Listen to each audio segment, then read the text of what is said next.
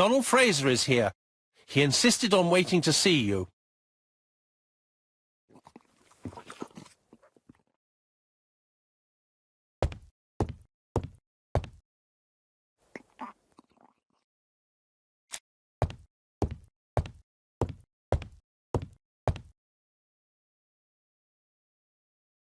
This man is tired.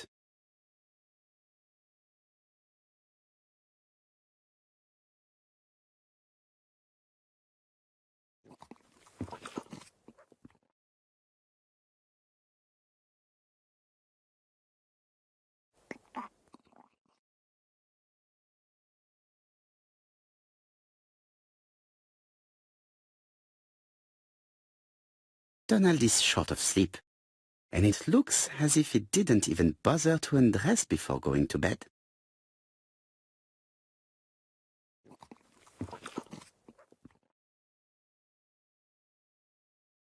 Mr. Parrow, I don't know why I'm here.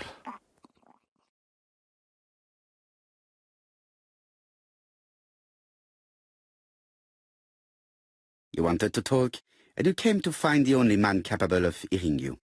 Mr. Parrow, since Betty's death, I've doubts about myself. I don't know what to do. And I keep having a horrible dream 3 nights in a row.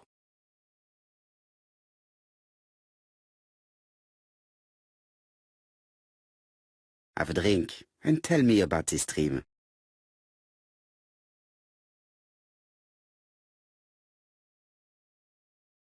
It's always the same. I'm on the beach with Betty. I grab her round the throat, and I squeeze, and squeeze until she's dead. Her head falls back, and I see that it's no longer Betty. It's Megan's face. Have you seen Megan Barnard recently? Yes, our grief has brought us together. I never really knew her before. She's really quite a remarkable girl. But I would never tell her about my dream. Why not? Is it her you are attacking in your dream? No, it's Betty. And once Betty is dead, it's Megan's face that appears in its place. Very interesting. Let us now try and get our brain cells to work.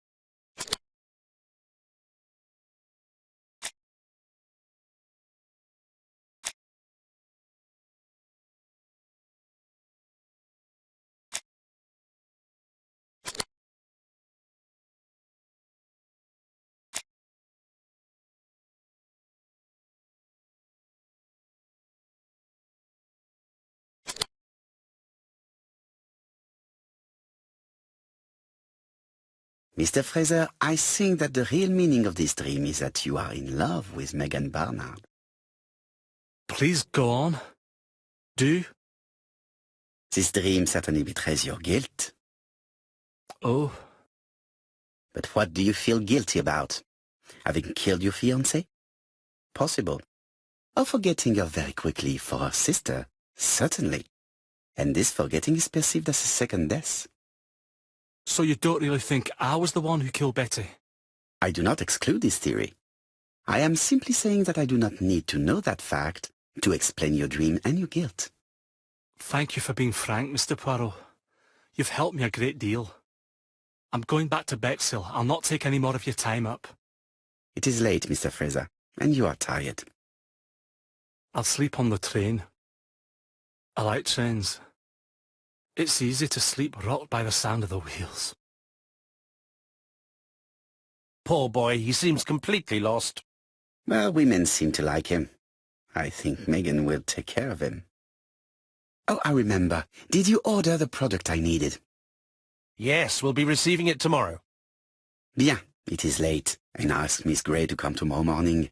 I have a few questions I wish to ask her.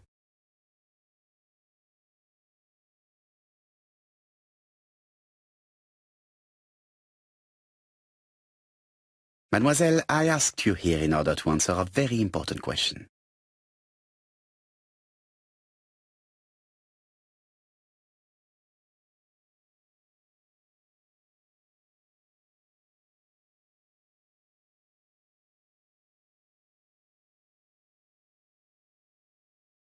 Am I right in thinking you said that you did not speak to anyone on the day Sir Carmichael was murdered? It's the absolute truth.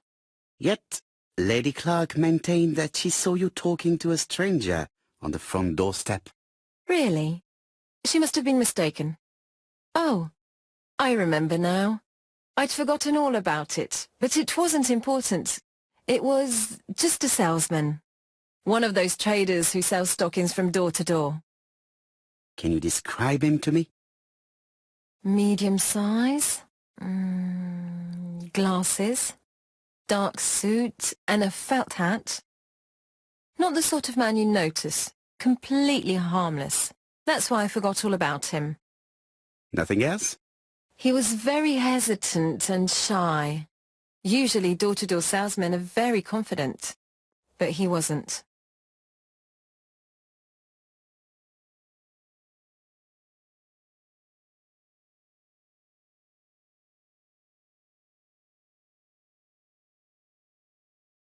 You did not leave Churston willingly, I believe. I don't wish to lie. Lady Clark did not appreciate my presence. And Franklin could not go against the wishes of a sick lady. He is a good man, and he worries a great deal about his sister-in-law. I noticed that you left some personal belongings behind at Churston.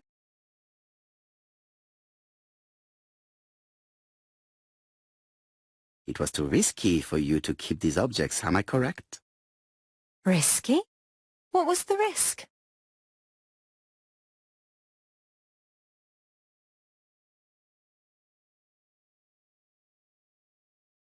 It would have been really risky keeping the murder weapon on you. The Chinese dagger. It would have broken with the first blow.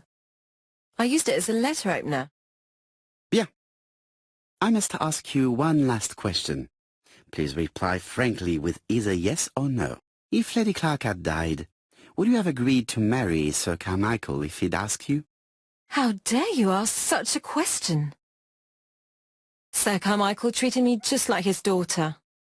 And all that I ever felt him was affection and gratitude, nothing else. Thank you, mademoiselle.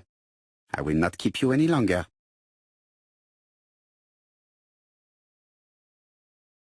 I met Thora Grey on the stairs. Her cheeks were ablaze, and she appeared to be deeply hurt. Poirot, have you offended the poor girl again? Do you have good reasons for accusing her? I accused her of nothing, Hastings. I simply asked her an important question she did not answer. Let us see if we can answer it for her. Let us now try and get our brain cells to work.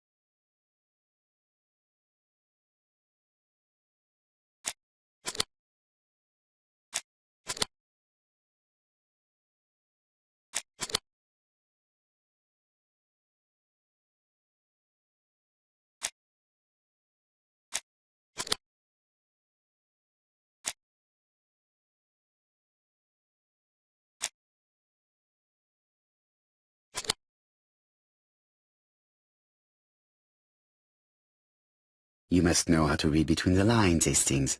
When Sir Carmichael refers to paternal affection, he's lying to himself. Read this engraving on the brooch.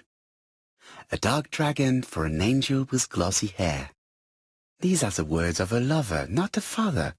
Lady Clark was not wrong. What if Sir Carmichael had fallen in love with his secretary? That doesn't mean that she forced him to do so. True, there are extenuating circumstances. She is a penniless orphan. But she's calculating. Just look how she avoided it when asked if she would have married Clark. I see. You think she seduced Sir Carmichael for her own gain, and that now she is doing the same with his brother. Poirot, your world is a very dark place. Do not get carried away, mon ami. We have another more important matter to settle. Really? Yes, would you believe that Miss Grey taught me something new? Let us now try and get our brain cells to work.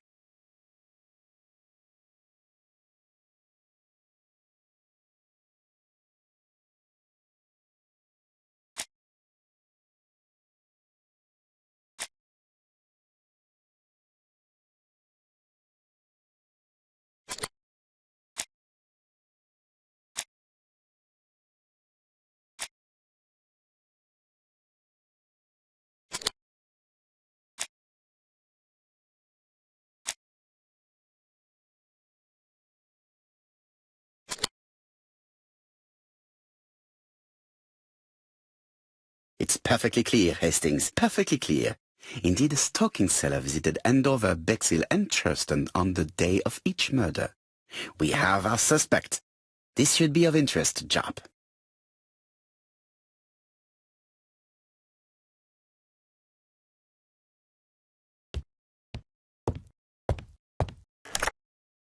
Chief Inspector, we are looking for a stocking salesman. I see you have a suspect. Yes. Contact all the stocking wholesalers who may employ him. Your suspect is a salesman? No, he does not take orders. He sells door to door. Right. The hunt is on.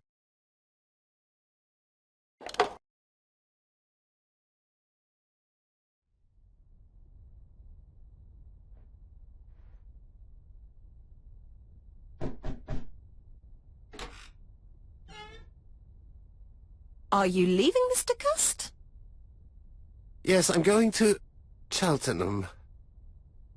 You shouldn't travel today. You don't look very well. I have to. I have engagements. I must respect them.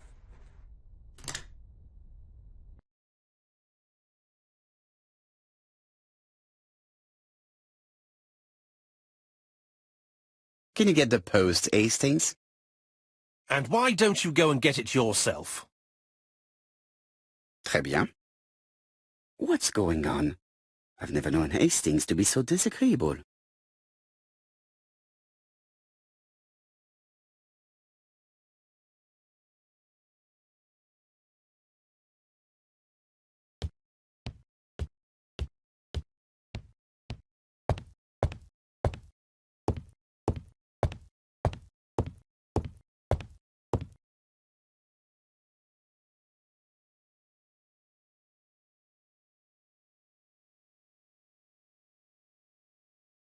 Poor Mr. Poirot.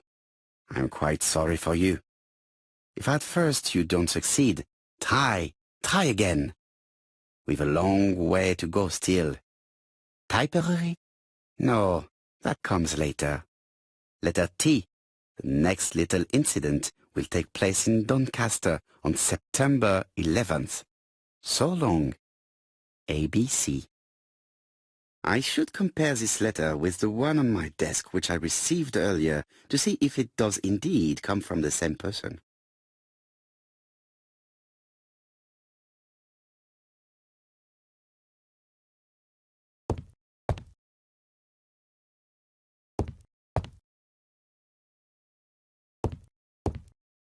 Hastings, it would appear that you are getting slightly thin on top. Really? I hadn't noticed.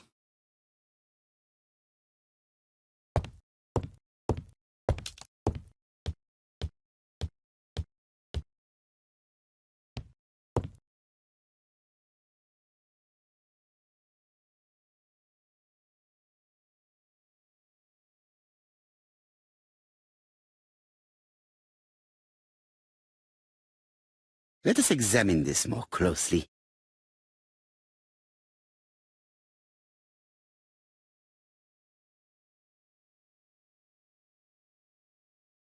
Certain characters in the two letters may have similar defects. Yes, the A appears...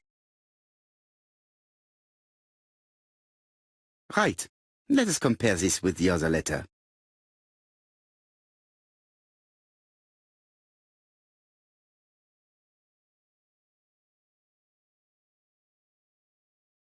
That's right. The A characters in the two letters do indeed have the same defects. I have to find some other similar...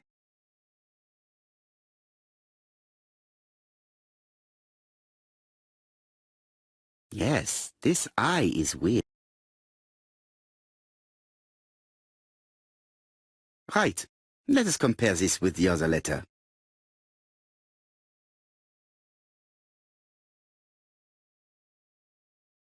Yes, the I characters in the two letters do indeed... I have to find some other similar defects to confirm my theory.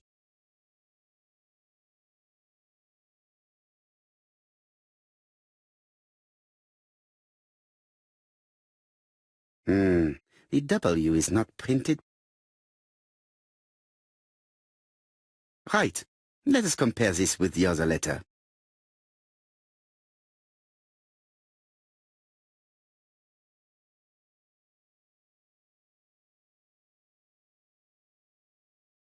Of course, the W characters in the two letters do indeed have the same defects. My theory was right. These two letters were written with the same typewriter. Hastings, strikes tomorrow. Chief Inspector Japp? He's on another line. Can I take a message? Yes, please, mademoiselle. It is from Hercule Poirot. Tell him ABC strikes tomorrow in Doncaster. He must call me back. Very well, sir.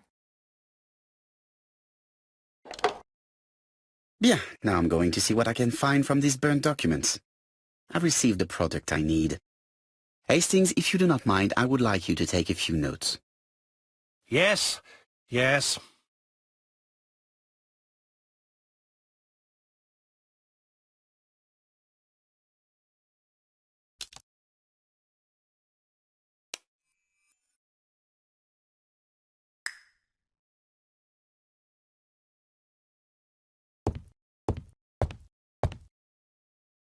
I've finished with this subject.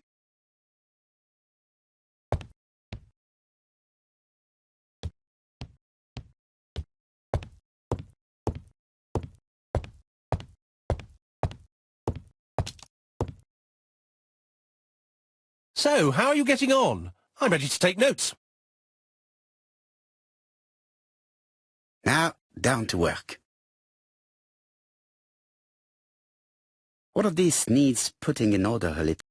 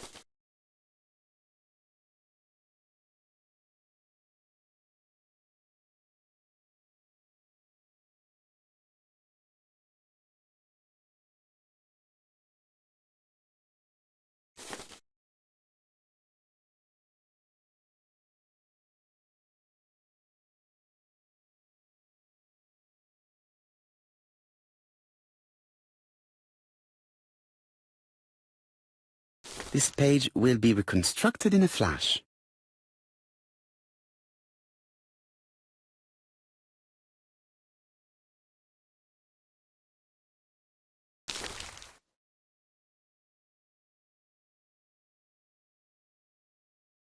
This page is finished. That's done. 3 more to go.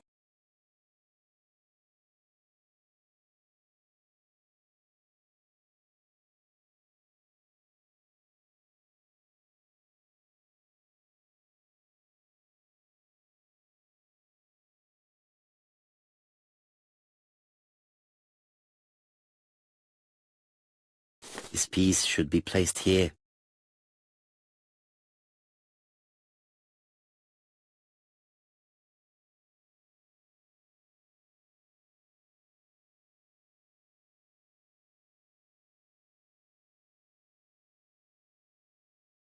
This page will be reconstructed in a flash.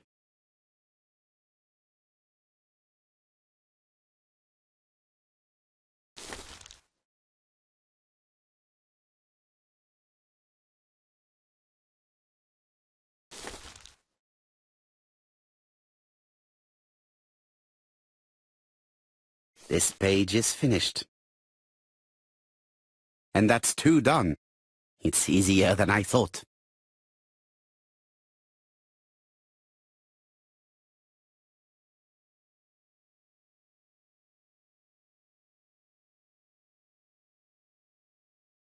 This piece should be placed here.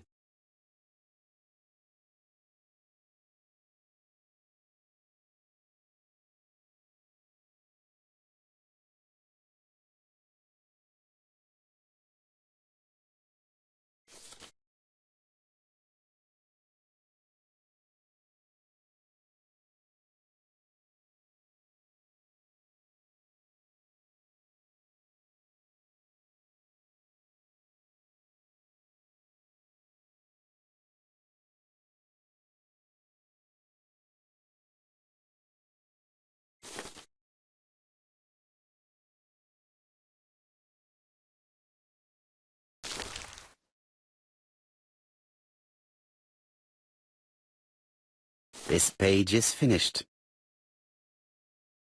Only 1 more. Keep going.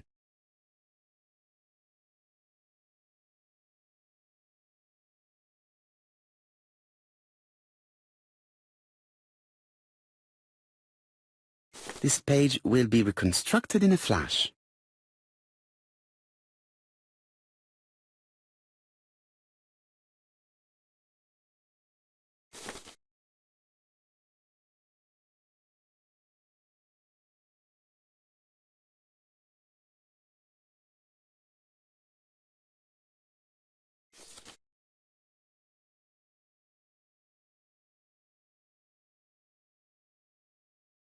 It's so simple.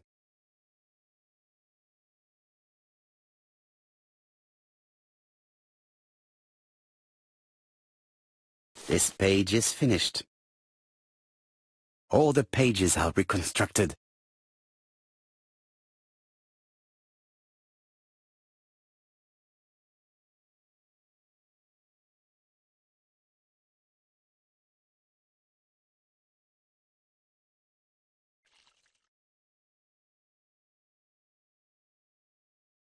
The cloth is now soaked with solvent.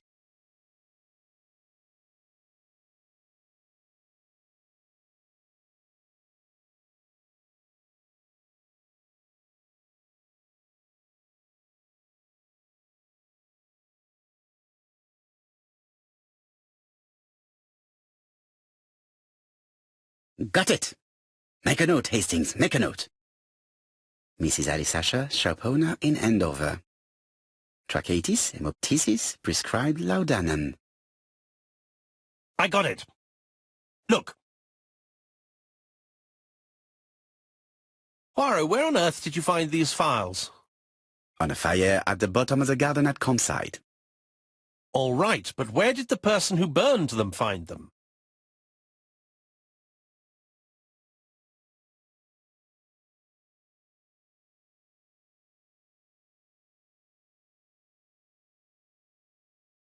Alice Asher, shopkeeper in Andover. Tracheitis, hemoptysis, chronic cough with loss of blood. Prescribed laudanum-based cough medicine.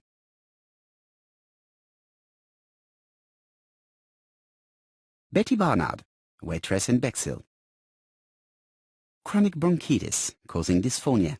Advised to stop smoking. Alexander Bonaparte Cust. War wounded, mustard gas and head trauma. Pulmonary emphysema. Hemoptysis. Coughing fits with blood. Suffers from absences and amnesia. Dick Dudley Dunbar, owner of the Black Swan Hotel in Doncaster. Asthmatic, heart disease, heart condition. Let us now try and get our brain cells to work.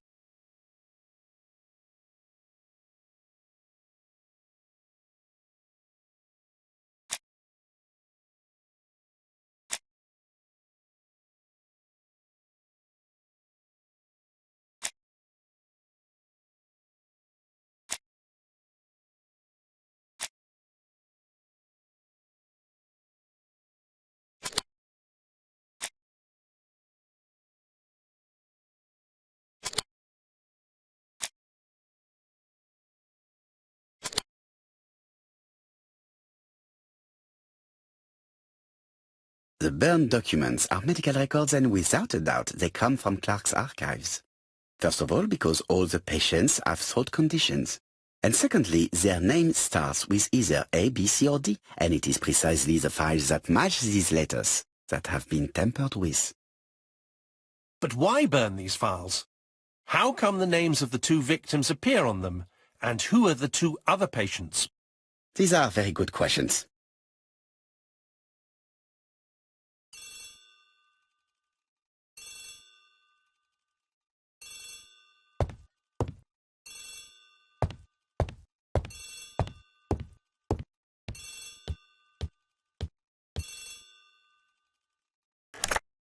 Hello, Poirot? Any news, Chief Inspector? You wanted a stocking seller? We have one. Reported by his landlady, who thought he was behaving suspiciously. He has the most unbelievable name.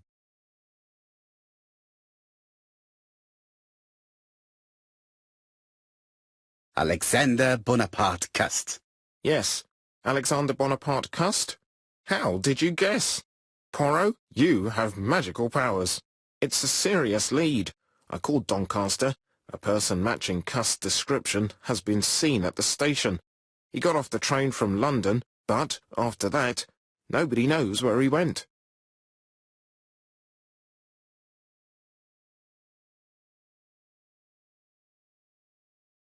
Look for him at the Black Swan Hotel. What? How do you know he's there? Trust me, Chief Inspector. You appear to be very sure of yourself. Very well. I'll call the Black Swan straight away. The owner is going to get a shock when he learns that there's a murderer under his roof.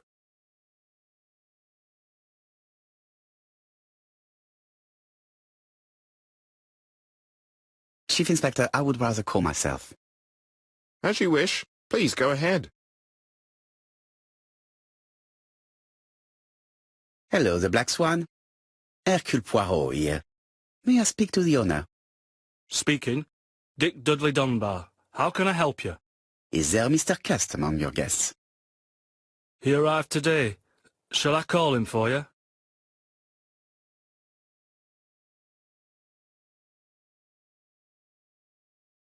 No, it is you I wish to speak with. But who is this Cust?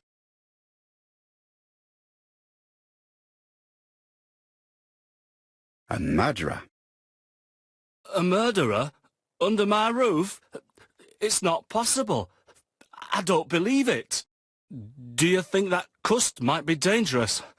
Oh, I do hope you're wrong. He seems so harmless, you know. Oh, yes, completely harmless.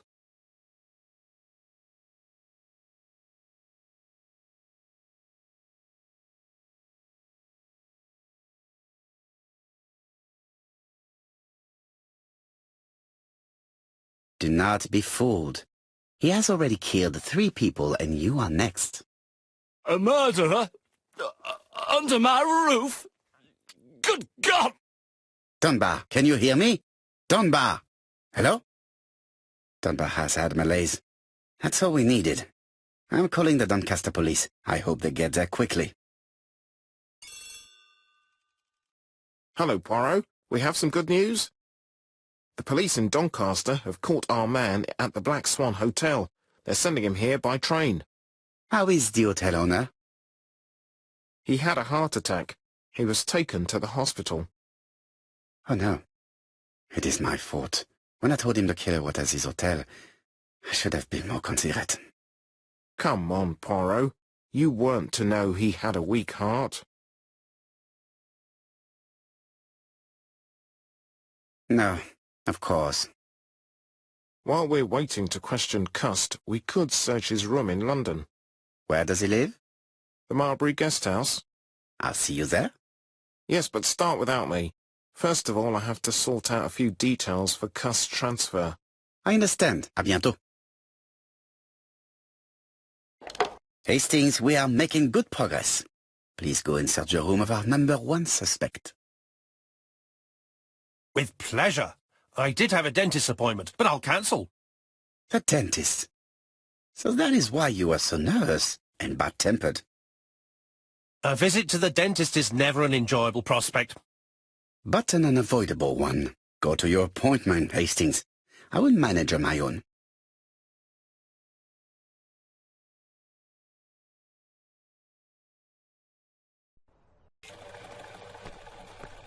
To Marbury Guest House, please.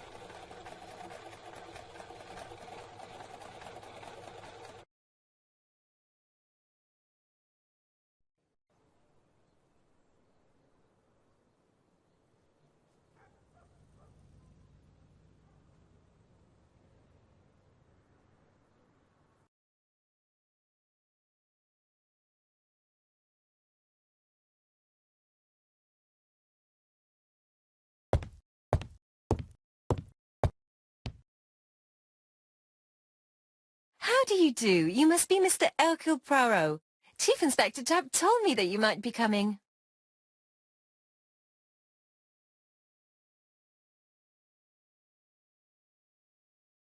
Madame, you may be of valuable help to me. It would be my pleasure to help you. Will there be some journalists there as well? I think you might even be interviewed. You are a key witness. I've suspected him for some time, but he appeared so harmless.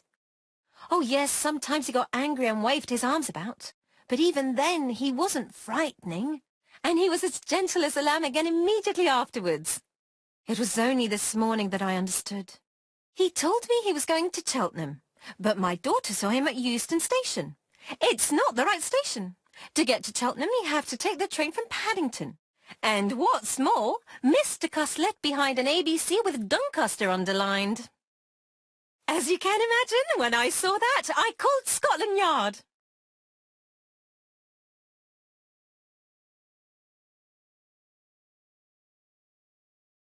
One moment, please. How did you know that Cust had underlined Doncaster in his railway guide? I went and had a look in his room. I see. Do you make a habit of searching through your lodger's belongings? Well, what are you going to do later? I bet you're going to poke around his room too. Tell me, did you have any other reason to suspect Mr. Cust? He's rather queer. He talks to himself. He has a bad cough. Because of the war, he says. And then he was in Churston when that millionaire got murdered. I found his train ticket when I washed his coat.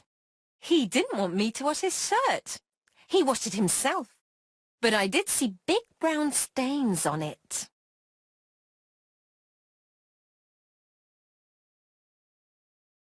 Where were the stains on the shirt?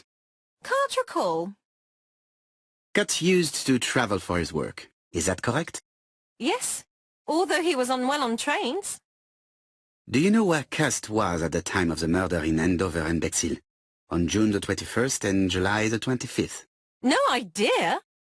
But surely you keep a register. It won't do you much good. Mr. Cust rents his room for the year. If he goes away for a few days, I have no reason to make a note of it. Ah! I remember one thing. Bexa's by the sea, right? Indeed, it is a large seaside resort. Well, as it happens, at the start of July, Mr. Cast asked me to repair his bathing dress. Suspicious, huh?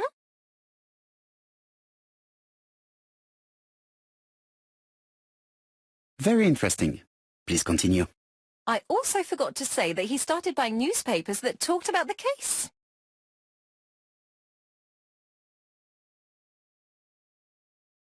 When did he start buying the newspapers? Let's see. I think it was just after the millionaire's murder in Chertston. He didn't seem all that interested before that. That will be all for now. I'm going to take a look at his room. Take the key on the counter.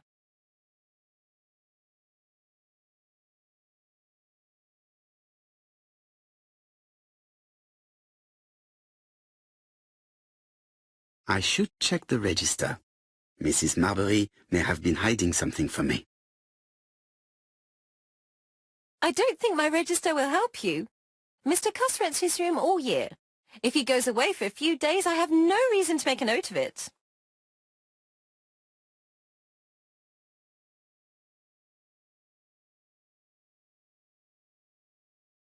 The truth is becoming apparent, and I have something to say to Mrs. Marbury.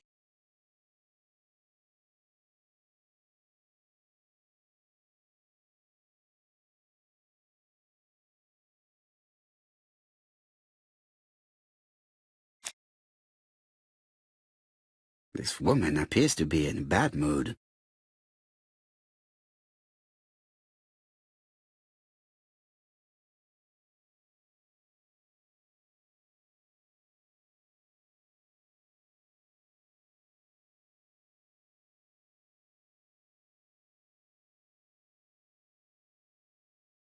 Mrs. Marbury is taking out her bad mood on the evening meal's potato.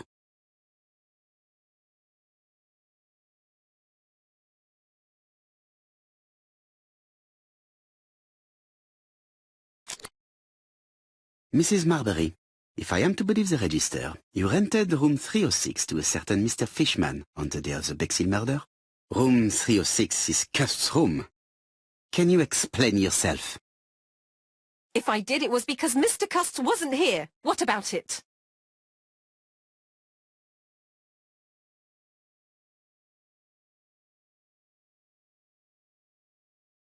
You rented the same room to two people. That's fraud. Calm down, Mr. Poirot. My lodgings were full and I couldn't let poor Mr. Fishman sleep outside.